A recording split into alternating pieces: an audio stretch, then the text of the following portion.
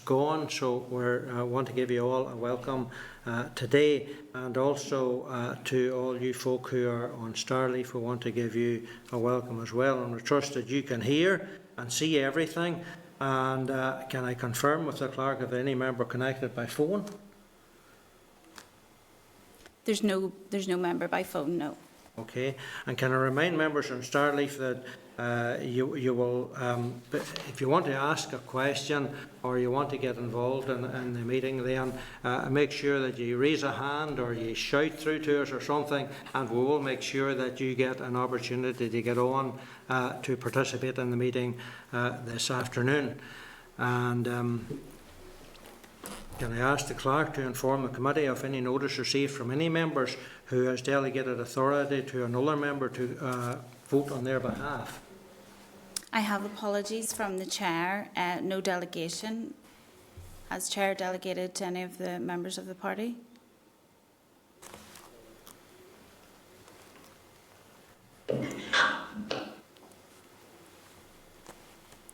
No. No. Nicola? Yeah, sorry, yes, Carol has delegated a vote to me.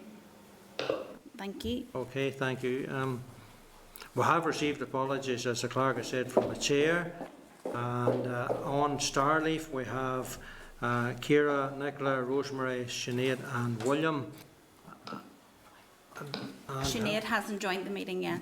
Sinead hasn't joined yet. No. And we have Jerry as well here, I And see. Jerry has, yeah. So members, can we turn you to agenda item 2, the draft minutes of the meeting of the 29th of September, and they are at page 5 of the meeting pack. And can I ask for your agreement of those minutes? Agreed. All agreed? Okay, well, we'll move on. We'll take that as consent. At agenda item 3 is matters arising, and at page 10 is a correspondence from the Business Committee regarding public petitions. And the Business Committee is highlighting the specific issue of scheduling multiple petitions on the same matter. And can I remind members that we discussed in the committee petitions and e-petitions at the meeting on the 15th of September 2021. The committee noted that the previous Procedures Committee recommended that the existing public petition process remain fit for purpose and that it be retained, but that it should be enhanced by the inclusion of an e-petitions facility to permit submission of petitions without requiring sponsorship of a political party. Given the time constraints that are priorities for this committee, we agree that e-petitions should be listed as a priority on its legacy report for immediate attention by the next committee. Therefore, is the committee content that we respond to the Business Committee to advise of the committee's position on this particular issue? Yes, agreed. Okay, agreed. Anyone any concerns or anything about it? Okay. No hands We're raised. all agreed on it. Agenda item 4 is the review of private members' bills update. And at page 12 of your pack is a memo from the clerk on the progress to date on its inquiry into private members' bills. Also included in the pack at page 18 is the research paper regarding the private members' bills, procedures and process in other legislators, on which the committee received a briefing in June 2021. And can I firstly draw your attention to the fact that the deadline for consultation responses to the inquiry is actually today. And at Appendix 1 at page 15 is the details of the draft plan of work for the inquiry. A summary of the responses to the consultation will be provided at the next committee meeting. The Bill Office in the Assembly has provided a list of Assembly members that have been engaged in the private members' bills process in this mandate. And a draft letter you will see to invite those members to come and give evidence to the committee on their first-hand experiences or the difficulties or whatever they saw was good and what was bad in a sense. There is a draft letter to invite them to come along and to give evidence to the committee.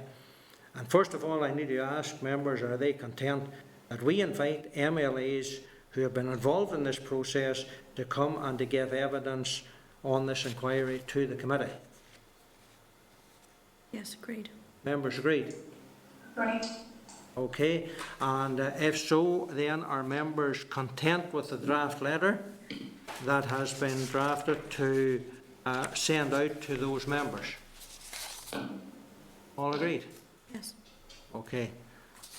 And again, you will notice then on the on page 15, you will see the content with the works programme for the inquiry. And again, I need to seek members' agreement on that works programme, which you will notice brings it into plenary in March 2022. Are we agreed with that programme? Yes, Chairman, just if I may, I had made contact with Emer because I wasn't in a position to have a response in from the DUP to give the party's views by today. So having noted that the Business Committee received an extension, I had asked for something similar, and I trust that the committee will be fine with that. With regard to, I appreciate that we're going to have oral evidence from other members, but there may be members precluded time-wise from coming to give oral evidence, and I'm wondering if we should offer members the opportunity to submit in writing.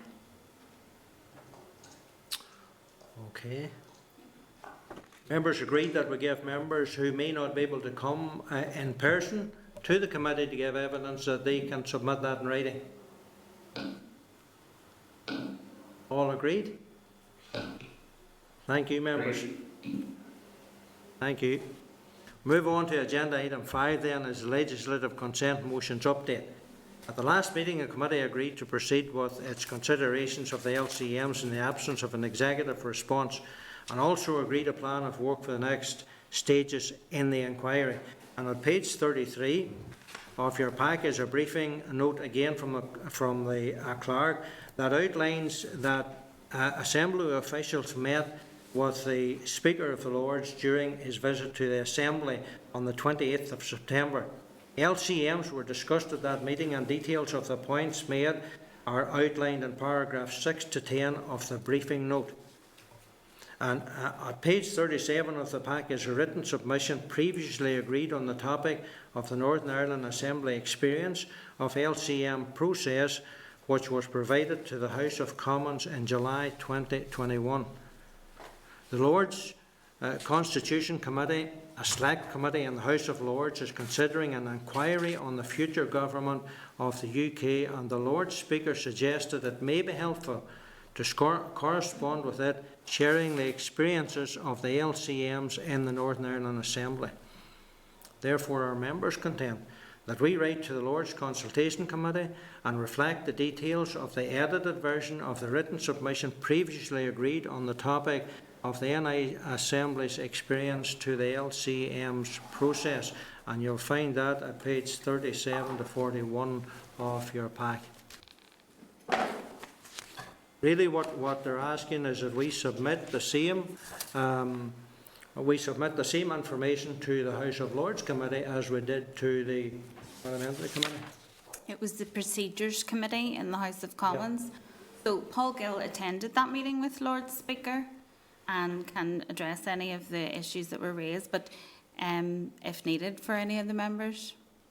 Yeah, I mean, Deputy Chair, if it's useful, just as a reminder, key points that this committee have identified as part of its inquiry, and which they've already drawn to the attention of Parliament, are that it's not always the case that this Assembly is made aware where there are bills proceeding through Parliament that require the Assembly's consent.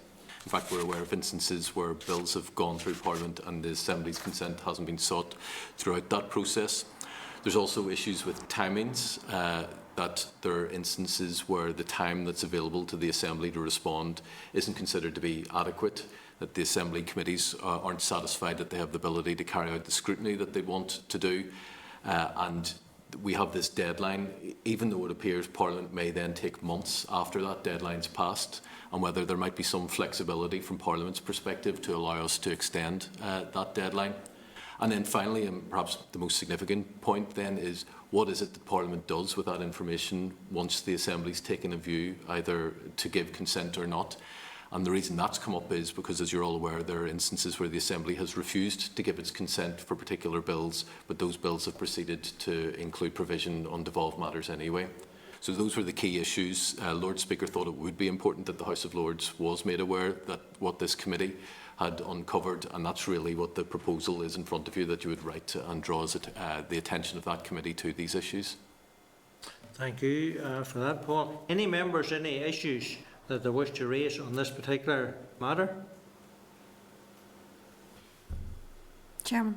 Joanne has Go on. Yeah, Chairman, just if I could, I appreciate that. But it's interesting, supposed to hear. I'd be interested to know what the Lord Speaker, what his response was to some of these issues on hearing. Had he been aware? Was he made aware by other legislators that they're on similar issues? And to what extent is the problem? I appreciate there's an issue with Westminster not giving us a time frame, but to what extent are some of the problems of our creation, because we in our own setting, in our own standing orders, have set the time frame for ourselves. So to what extent, can that be rectified? I appreciate it's twofold though. Yeah, I mean, on the first issue, I think Lord Speaker didn't get into offering his own opinion on where it was that we were. Really, for him, it was more a case of saying this is information that the Lord's Constitution Committee needs to give consideration to. So that's where he was on that. On the second issue, though, I think that's absolutely fair to say that we are the ones that have set that deadline in our standing orders. That's going back years. The reason, though, that deadline was set was between discussions of the Committee on Procedures at that time and the Executive as to when the Executive felt we needed to have made a decision by. To be fair to the Executive, though, they're as much in the dark on this as the Assembly is, and there isn't a stock timescale for a bill proceeding through Parliament. So in some cases, some may go through very quickly. There are other ones that may take a year. And the difficulty for us is we need to come up with a standing order that works in both cases. And that's why we have the timescales that we do, and that's why we may not actually have a great deal of flexibility to change those as things stand at the moment. For us, though, at this point, the key thing would be to make Parliament aware of that issue. And if Parliament was able to say, well, at the outset, we will be able to set a deadline by which point the devolved legislatures can give their consent, then if we could feed that into our process, then that would allow us to give committees greater amount of time. So that's why it's so important that this committee, as part of its inquiry, doesn't just look inward at what we can change here at the Assembly, but actually what other stakeholders in the process might be able to change that would support committees carrying out more effective scrutiny.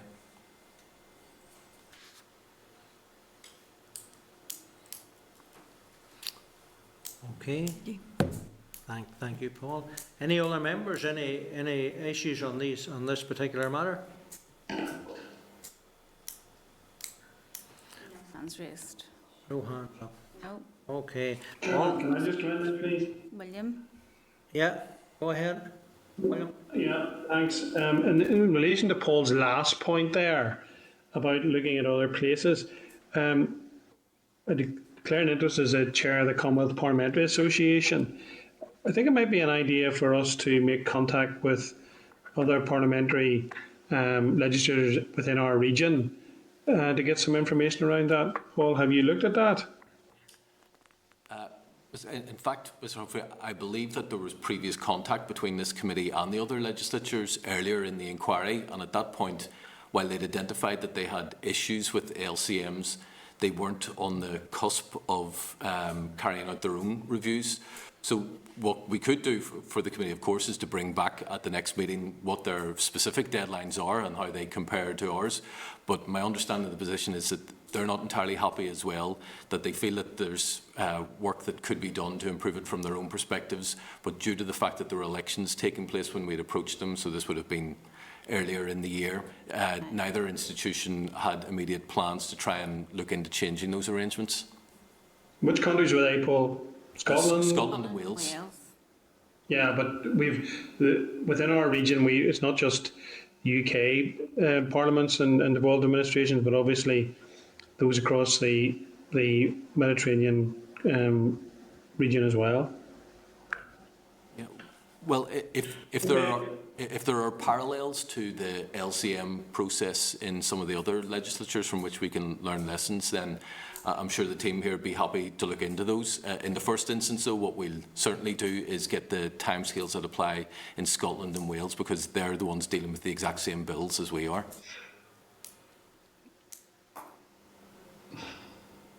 Okay, William? Great, Tom, yeah, thanks. Okay.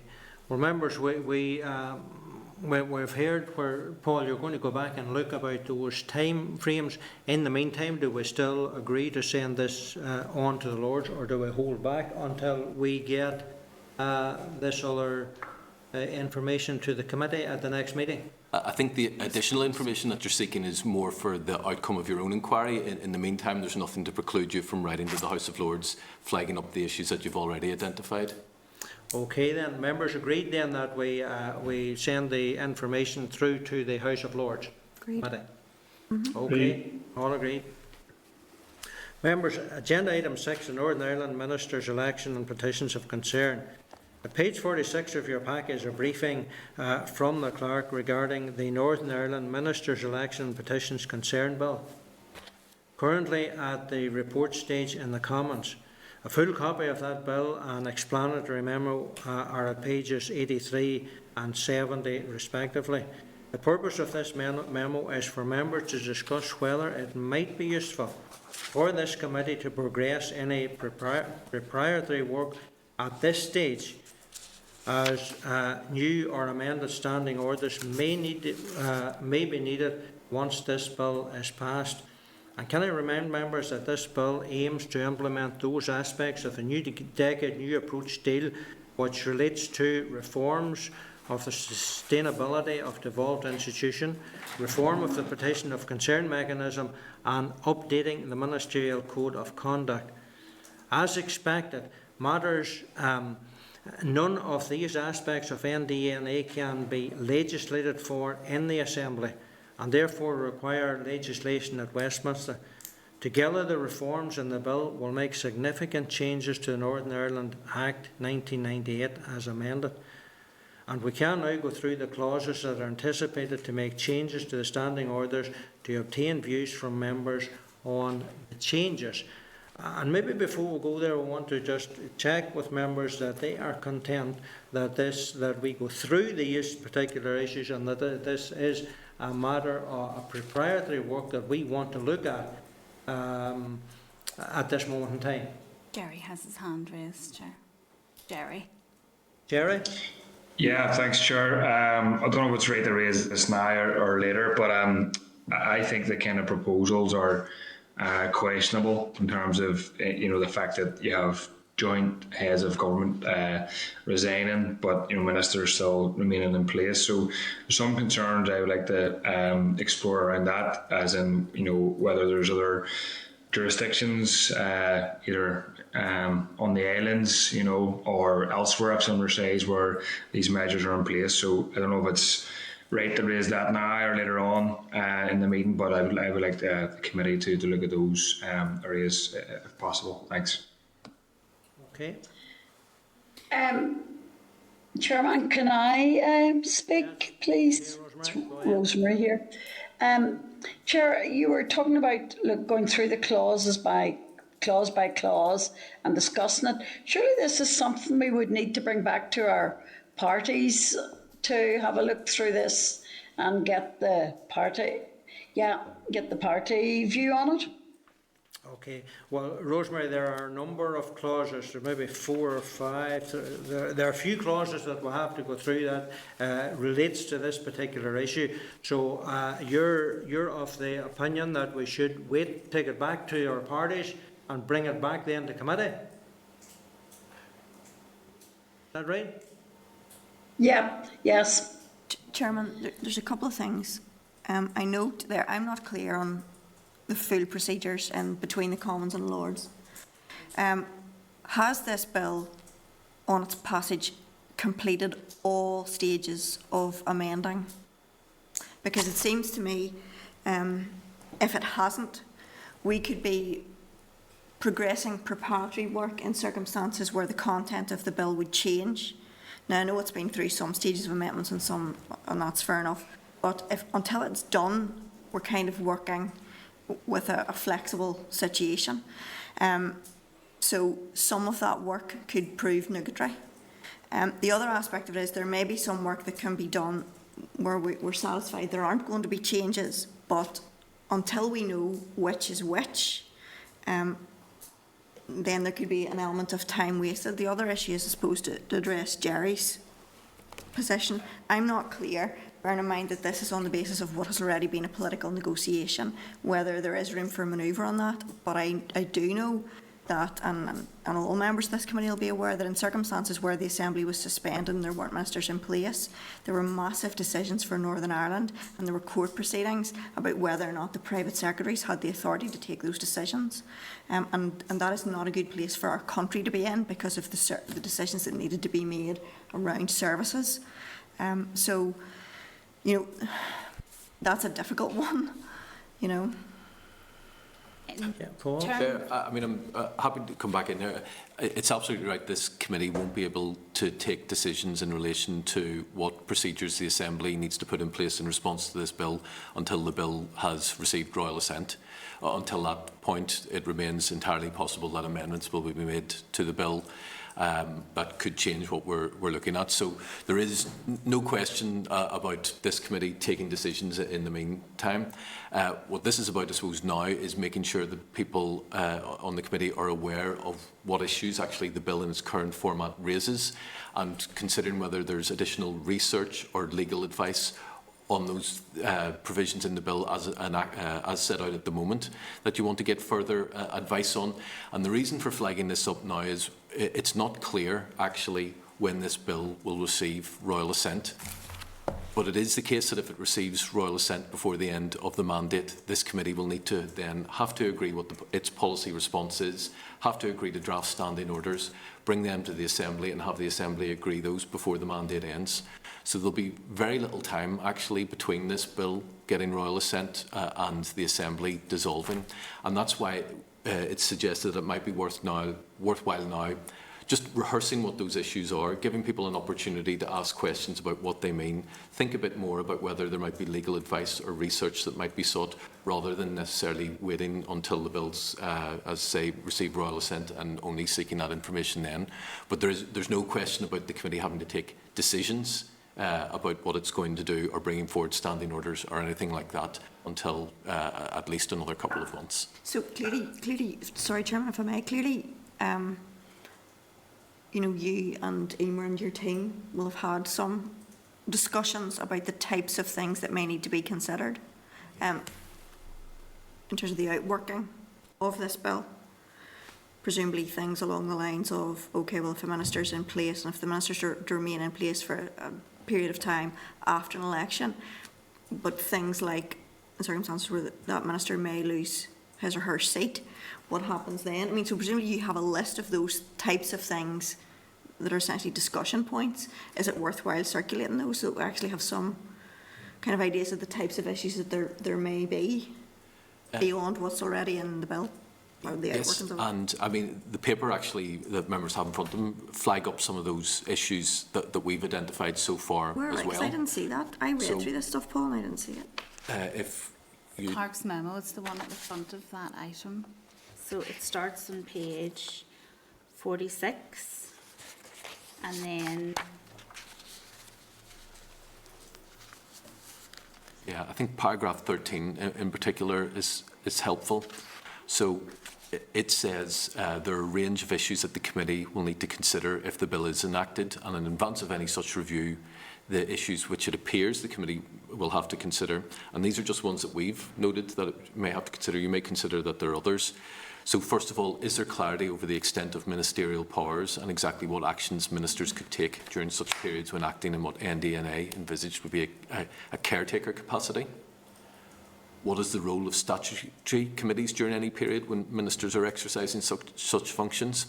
And that might be different at a period in the end of a mandate where FM and DFM, one of them had resigned and the offices hadn't been filled, or it might be different at the start of a mandate where new ministers hadn't been appointed and it's the old ministers from the previous mandate that are still in that role. There's also the issue then about the timing of the formation of the opposition. Given that that's related to the appointment of ministers, then presumably the timing of the opposition wouldn't be able to occur until such time as the offices were being filled. But that would mean then a period of time at the start of a mandate where there was no opposition. So these are the types of issues that we've identified that the committee would want to consider and would ultimately have to reach a position on.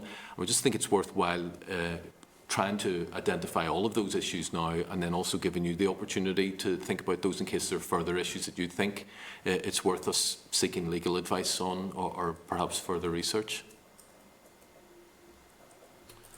Thank you, Paul. Was there somebody else wanted in there? No?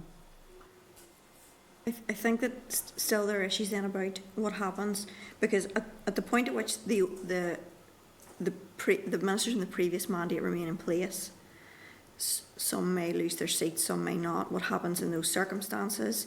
At that point, there is no official opposition, therefore there's still a collective executive, and whether or not there needs to be interim scrutiny committees, because at that stage we're still in a collective executive position, and whether committees would need to be reconstituted afterwards.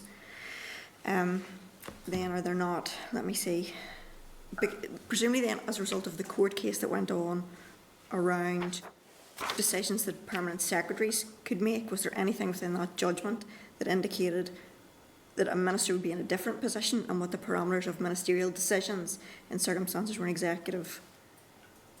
Yeah. Is there anything around that? Do we have legal advice on that? Do we have a court judgment on that? What have we got? So in response to that, the Buick judgment, I mean, I think it's fair to say that these provisions in NDNA and then in this bill should be seen as a response to that, and an attempt to put in place arrangements that means that we wouldn't find ourselves in circumstances that had previously arisen where ministerial offices then were vacant for a long period of time and permanent secretaries then were having to take decisions that they wouldn't usually be taking. What we have, though, is a bill that says, well, ministers are going to remain in office. We have NDNA saying there'll be certain limits to what they can do, and they'll be acting in a caretaker capacity. But what's not clear to me at this point, and I don't know whether it's clear to members of the committee, is, well, what exactly are those limits? And I think the question of exactly what limits there are on ministers then has a direct bearing for this committee on, well, what's the role of the Assembly in relation to caretaker ministers? What's the role of committees in relation to caretaker ministers? So I think there is scope here for the committee to be seeking legal advice in relation to establishing exactly what those powers are, and then having a sense, once that's clear, okay, well, now we know that, what does the role of the Assembly need to be? I suppose my concern is that if all of these issues are left until after the bill has received royal assent, and then we need to agree the position and standing orders, etc., before dissolution, there might be very little time for doing that. Has anything been sent, or have there been any conversations with the clerks in the Commons with regard to the types of concerns we have, and whether or not those discussions have been held in the committee phases of the bill? I know that there was a public build committee, and Speaker, for example, was invited to give evidence to that committee. I can't recall whether individual parties also were given the opportunity to do that, but of course on that committee there are members of parties from this Assembly. So there is the consideration going on in Parliament, and ultimately Parliament are the ones that need to scrutinise this bill and work out whether there should be amendments or not.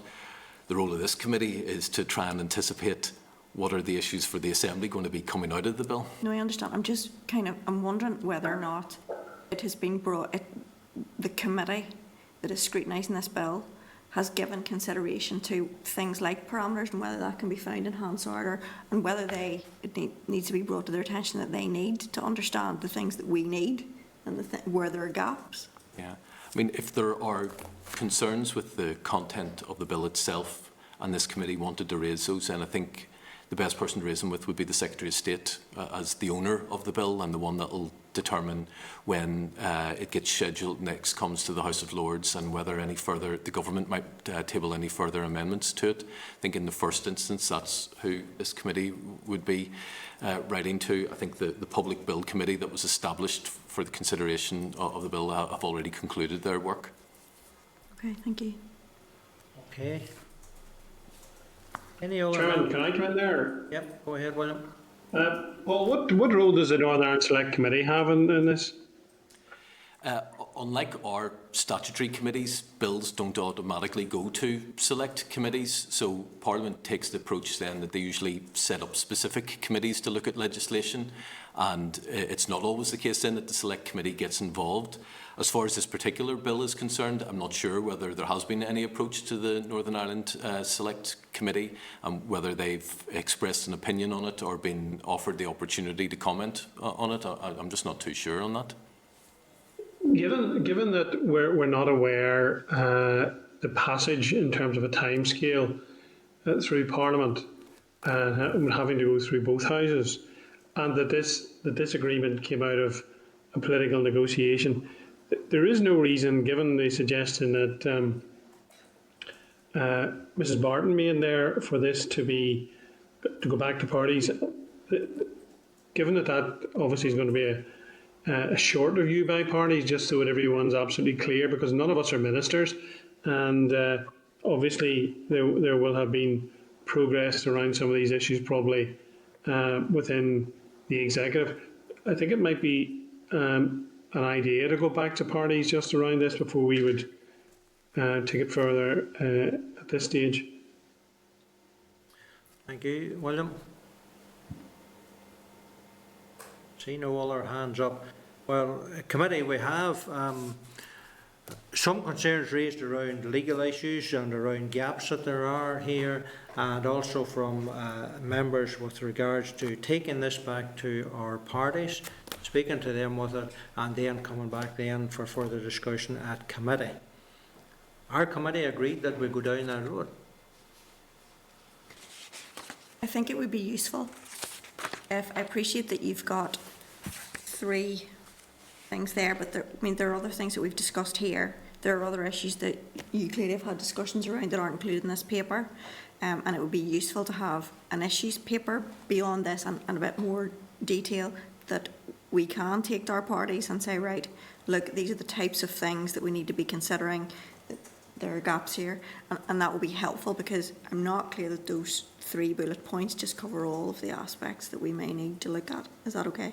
Absolutely, and they're not. I mean, they're only Starting 3 points. bullet points in relation to clauses 1 to 3. There's a number of other issues that we've raised in respect to the petition of concern, for example, later on. So there's no difficulty. We could prepare a summary of key issues that we think the committee needs to consider arising from this bill, and bring it back to the committee for agreement to issue to the parties, with maybe a quick enough turnaround time, given the lack of time that's left between now and the end of the mandate, and that would then just allow the committee to be in a better position to take decisions before we find that we've run out of time.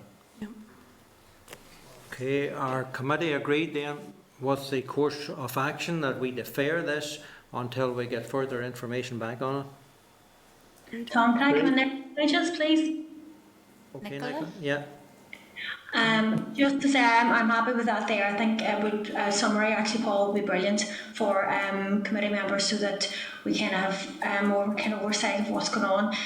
But I do appreciate your point there that there's no point in waiting for the law to gain royal assent before you do your side of it. So I do appreciate that there. But I think that's a good enough kind of way to follow through for approach for us to take for now.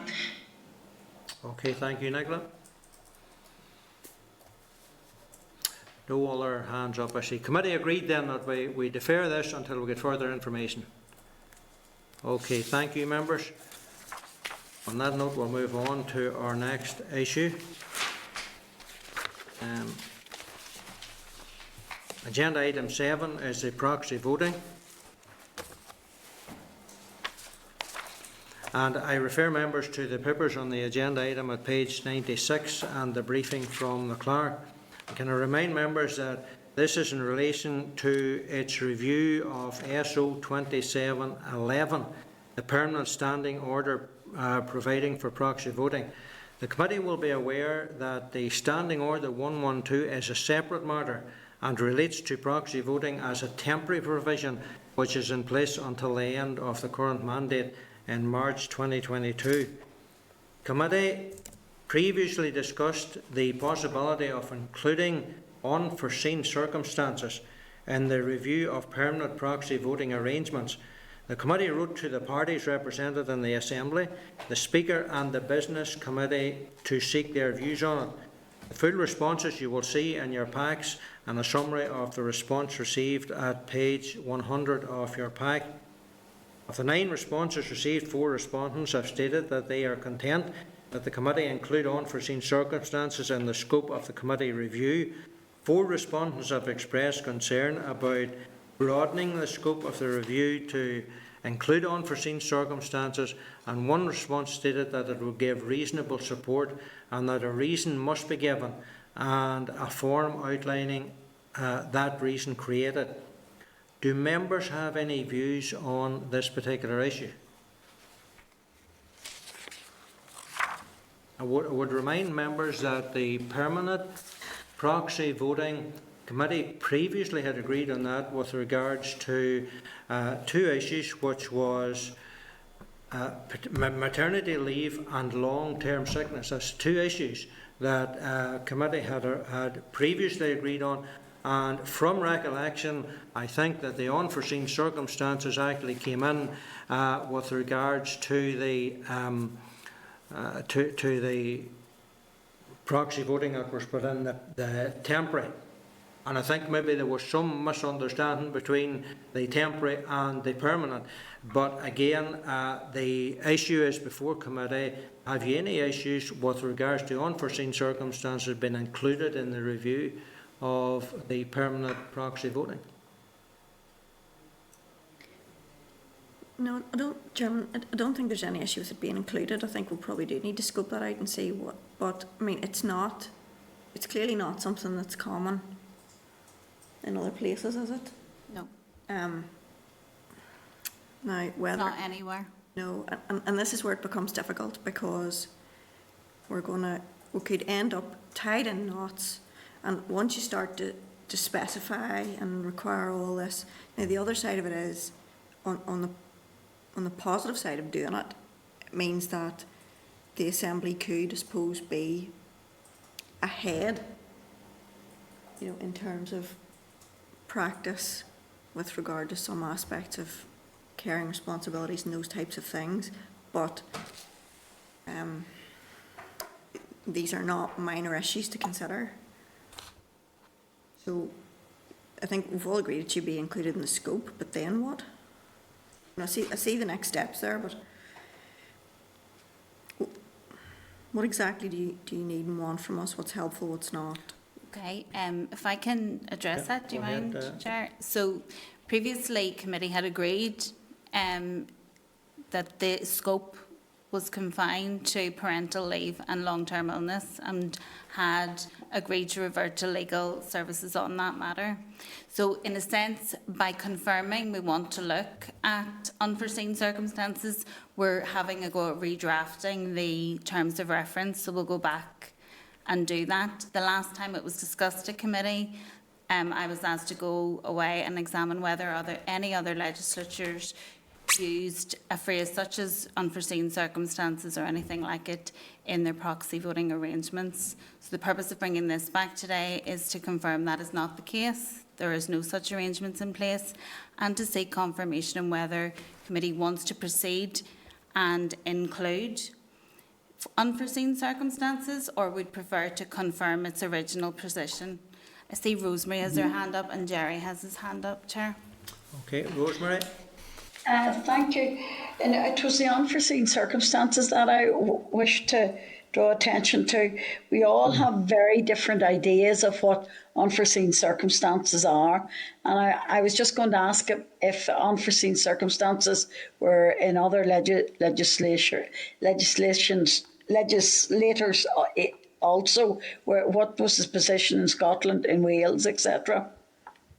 Rosemary, according to the clerk's memo, you will see in your papers there are no legislators currently making provision for proxy voting and scenarios such as unforeseen circumstances. So it's nowhere else. And how do we, unforeseen circumstances is subjective.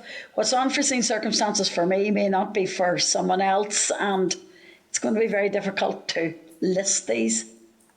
Okay, Jerry? Thank you.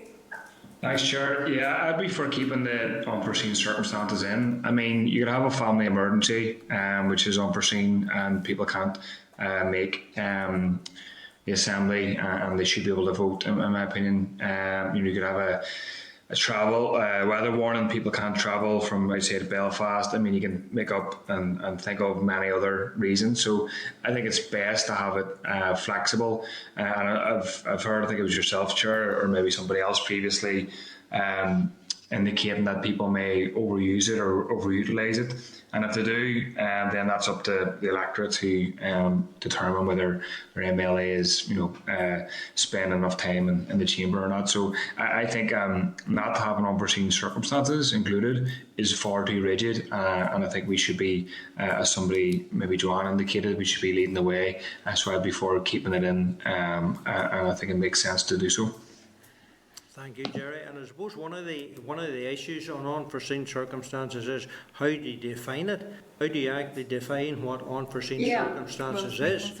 And as Rosemary said earlier, what's unforeseen circumstances to one person is not actually that to another person, and perhaps that's where there's a bit of a difficulty here.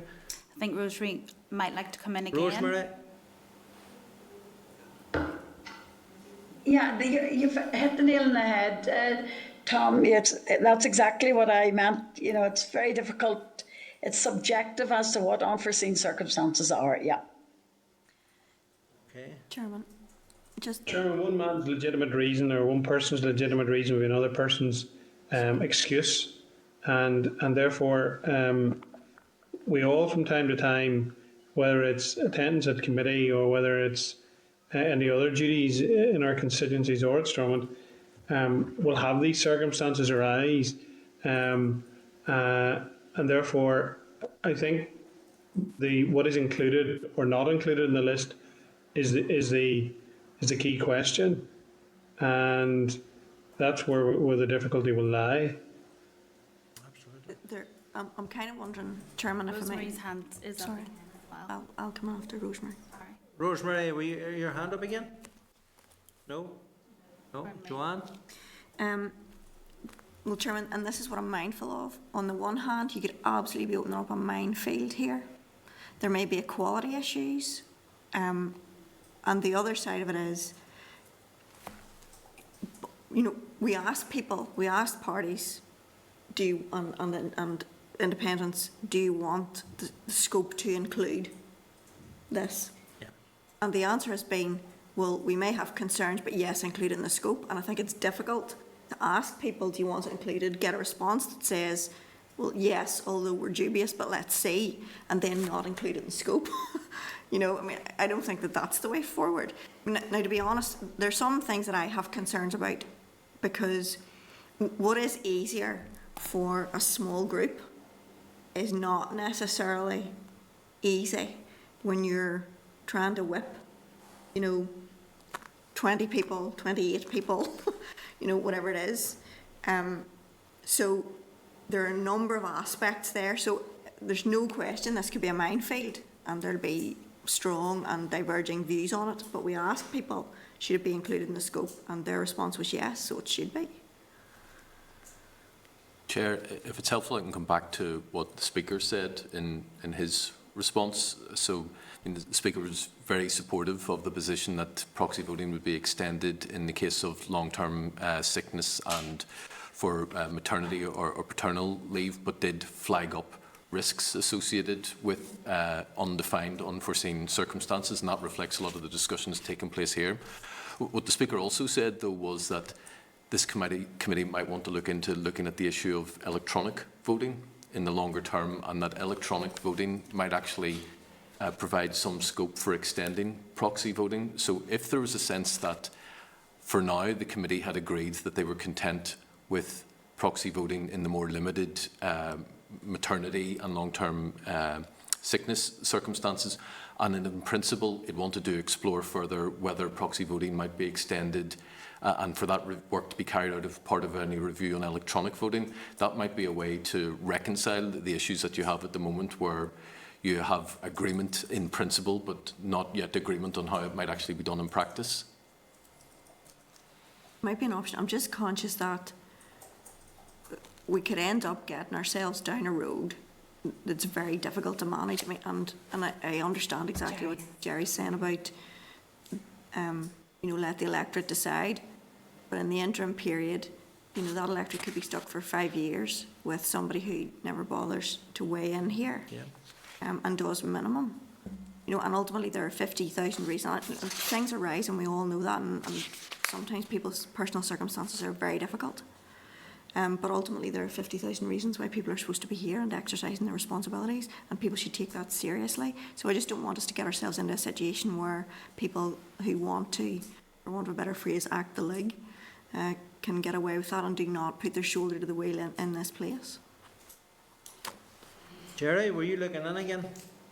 Yeah, just quickly, Chair, just when Joanne was speaking there before that time, it just kind of struck me, people who have current responsibilities, so they may not have illness, long-term illness themselves, but there could be a situation that arises where they have to look after somebody who they care for, and there's, a multitude of other reasons. So I just want to register my concern that it could be made too rigid. I think the unforeseen circumstances is broad enough to take in people who have, very serious life circumstances and some of the issues that I alluded to. So I just want to register my opposition to that being removed. Thanks. Well, maybe we should look at it in the context of other options. Yeah, I mean, it is entirely open to this committee to proceed on the basis of just long-term sickness and maternity in the meantime, but agree to review the scope to extend that for further unforeseen circumstances, and to do that in the context of any review that you carry out into electronic voting. What is considered to be long-term in these circumstances? The clerk can keep me right on this. I think we deferred to HR for the definition of long-term sickness, and I can provide that back. Also, if it's helpful for members, there is a research paper due to come to the next committee on the item of electronic voting. Yeah, we have. So either committee can agree now to take an interim position to agree parental leave and long-term sickness, and with a view to a review following any associated links with the electronic voting, or it can await to see what the electronic voting paper raises or suggests and agree to look at the item again. But the reason for emphasising that is the committee previously reached a position on this item, and it was parked until the issue of unforeseen circumstances came back again. We've brought it back. There seems to be some additional information or suggestions needed to come back with either criteria that could count as unforeseen circumstances or some other phrase. So included in the scope of the review, but not yet decided as to whether or not it needs to be in any amendment to the standing order. Is that as I understand it? Okay, members. All right, no. Just go over that again, please, Emer. Is committee content to take an interim position to confirm that the permanent standing order associated with proxy voting would be revised to include parental leave and long-term sickness, and that that's an interim position, and that subject to any future work related to electronic voting that had a link to the proxy voting arrangements, that any future change could then be made at a further date. Can I ask, how long is interim? Because that indicates temporary. Well, the committee hasn't yet taken a position on electronic voting. It would be just due to start that work, having received a raised paper at the next meeting. So, based on that. Right, but can you take that decision today then because of that? On the electronic voting arrangement, no. The only decision being requested today is whether or not committee wishes to confirm its original position to revise the permanent standing order to include parental leave and long-term sickness, or whether or not it does not and would wish to include unforeseen circumstances or some other definition. I don't think we want to include unforeseen circumstances or any other definition until such times as we're clear what that means. Until we've consulted about that, and I mean, you're going to get different views on that, and there's not going to be agreement reached on it, I don't believe. Sorry, Chair, can I just ask, sorry to interrupt, Joanne. So I agree with agreement there about adding in the parental leave and long-term sickness for proxy votes. And I understand that there is some difficulty around exceptional circumstances and that, okay, and that people will have different explanations or descriptions for that. But do we have to wait for us to review electronic voting again to possibly bring in exceptional circumstances, or can that be brought in at an earlier date than when we maybe will get to electronic voting? Does that make sense? Yes, sorry, I may have confused matters. So there is no need to wait for any future decision or work on electronic voting. Committee is at liberty to take that decision now, or to not take that decision and ask for some further work or additional information with regard to criteria or other circumstances. Okay, Emer, so committee can take the can agree on the previous position of the committee to include paternity leave and long-term sickness, and then at the same time ask for further work to be done on unforeseen circumstances. Is that right? How long ago was the previous decision taken? The previous decision was taken pre-me, so I would have to go and check that, in 2020. I just would be interested, I don't know, from my perspective would be, and I appreciate members may disagree, but my perspective would be you're better to move on these things with a more holistic knowledge and better to make informed choices. And, for the sake of a fortnight, we'll have seen the other paper, won't we? We'll see it at the next meeting, which is in 2 weeks' time or 3 weeks' time. Yes, I mean, you'll see that other paper soon, though, for clarity, that's just a background briefing paper. So when I was talking about there might be an option for you revisiting this in the context of electronic voting, I didn't mean in the context of you receiving a raised background briefing. What I meant was in the context of you having carried out a review of electronic voting, scoping that out. If you ever take a decision to bring it in, you'd be talking about a lot of hardware, capital expenditure. I mean, we're talking months and months, and it would only be in the context of electronic voting actually being introduced that you might return and say, okay, do we want to use this opportunity now to return to the issue of proxy voting and see whether it wants to be extended? At that point, you might have had the opportunity to have reviewed how well it had worked with long-term sickness and parental leave. You would have been able then to say, okay, we've seen how that worked. We haven't had unforeseen circumstances. Do we now want to return to this issue and see whether we might now include it? That's the sort of period of time in between, I think, that we're talking about. You can gather some evidence in the interim. Okay, folk, we have. I'm not down with it. Yeah. We've went into some detail on this now, so it's again on how committee wishes to move forward on this particular issue. I mean, the other issue is that there has been quite a number of various issues raised. If it goes to that, I suppose it could be deferred to the next meeting if there's any other further information that all you think can be brought back to provide further clarity on this, sir? Yeah, I mean, if the committee thinks that's helpful or they just want a bit more time to think about it. But if you want to take a decision today, I think it's entirely open to you to say we're just going to go ahead for the moment with long-term sickness and parental leave.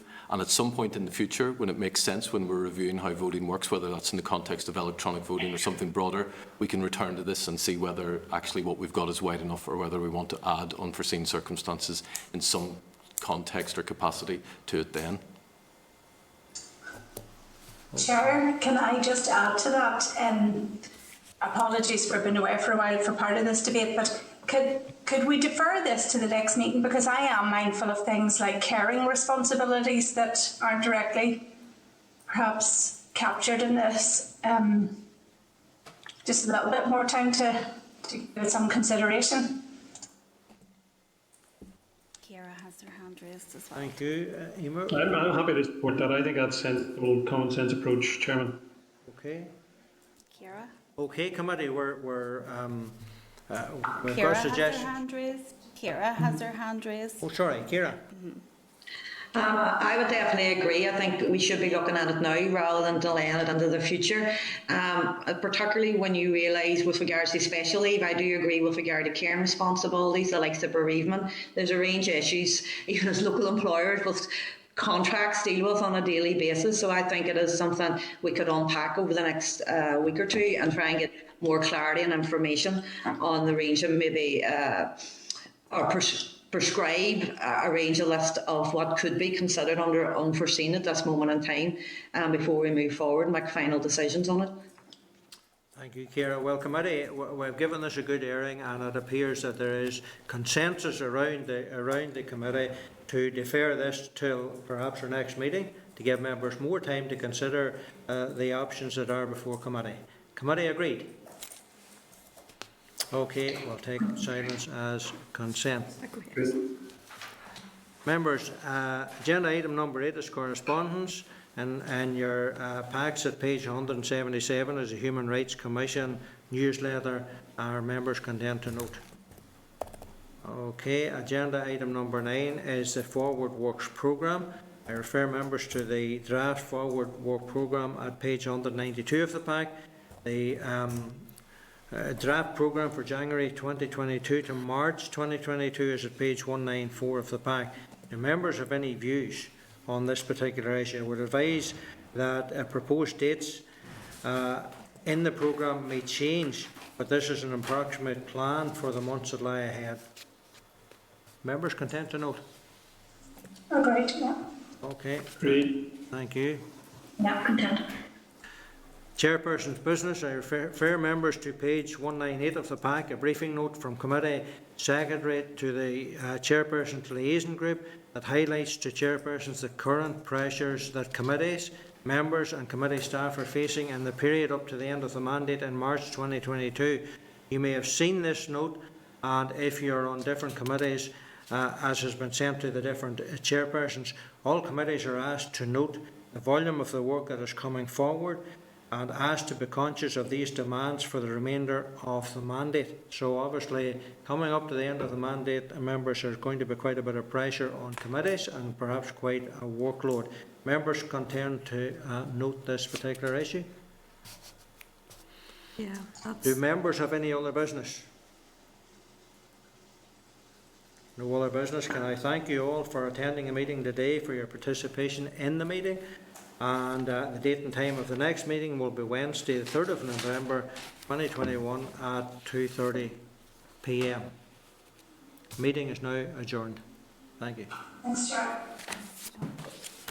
Thanks, everybody.